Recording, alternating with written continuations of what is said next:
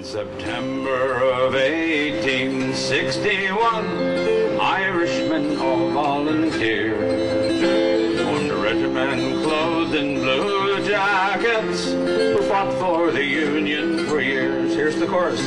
I sing of Connecticut's 9th, me boys, they were 845 strong.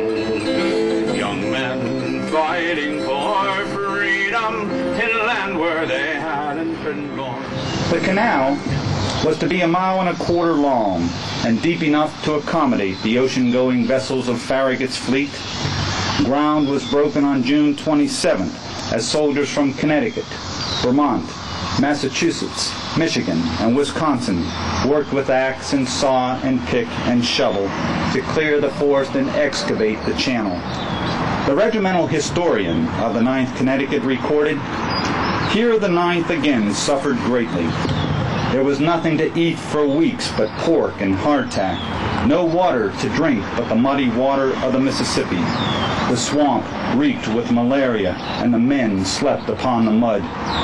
Almost the whole of the 9th Regiment was at one time on the sick list with fever caused by exposure and privation. The poor fellows died sometimes at the fearful rate of a score per week." I etched the front and back of the 9-foot-tall centerpiece over the course of 5 months. I traced each of the images on with transfer paper, and then I removed the shiny black surface of the granite with a diamond tip electrical tool to create the lighter areas. On the front of the monument, you will soon see the Connecticut 9th Regiment seal, portraits of men from the 9th Regiment, and a scene depicting the soldiers laboring. On the back of the monument is the official Connecticut State Seal, more portraits of men in the 9th Regiment, and another scene of laborers working in the canal behind you. Nearly 8 years ago, we began our first efforts to place a memorial. The concept grew from an early signpost to various designs, including today's monument. We are grateful for the concrete plaza, which is provided by the park and includes a dark gray section in the center in the shape of Connecticut. And we're hopeful that in the future, from wherever you are, in Louisiana, Mississippi, Connecticut, wherever in the world, using your home computer and using some of the programs that are available today with satellite photos such as Google Earth or MSN Virtual Earth, you'll be able to hone in on the canal area and clearly see the outline of the state of Connecticut and its monument. On this dedication date, October 14th, we are proud to present this fitting monument to the state of Connecticut.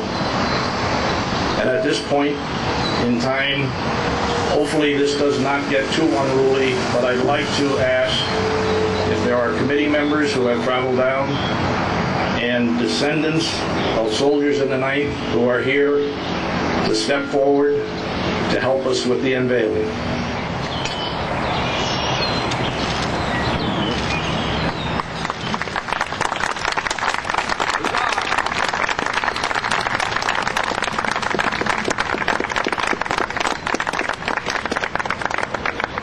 There are 131 Civil War monuments within the state of Connecticut, but I want to thank the committee for the 9th Regiment Monument for giving me the once-in-a-career opportunity to help create and install a monument on a federal battlefield.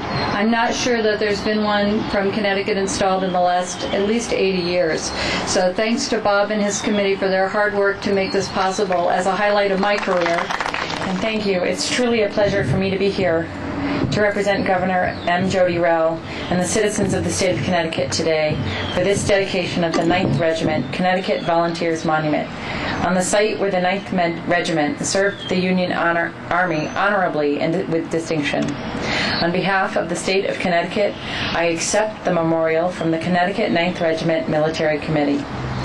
On behalf of the state of Connecticut, I present the monument to the National Park Service of the United States Department of the Interior.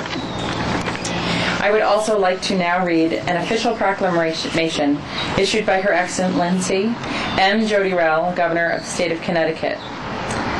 Dedication of the Connecticut 9th Regiment Connecticut Volunteers Civil War Monument at Vicksburg's National Park in Vicksburg, Mississippi, October 14, 2008. It gives me great pleasure today to accept this monument on behalf of Director Bomar, Director of the National Park Service, Secretary Kim Thorne, Secretary of the Department of Interior, and all the American people. I can promise you through the stewardship of the fine staff at Vicksburg National Military Park and our friends and partners, this monument will stand for ages to come. It will remind our future visitors of the sacrifices of the Connecticut soldiers whose selfless devotion to service helped forge the nation that we know today. And that nation, as we know it, preserves the blessings of liberty for ourselves and our posterity. Preserve and increase our liberties and fashion into one united nation this people of many races and tongues, and in the native language of most of the men of the 9th Regiment, in Anam and Lahar, August and Vic, August and Sprig Nave, Amen.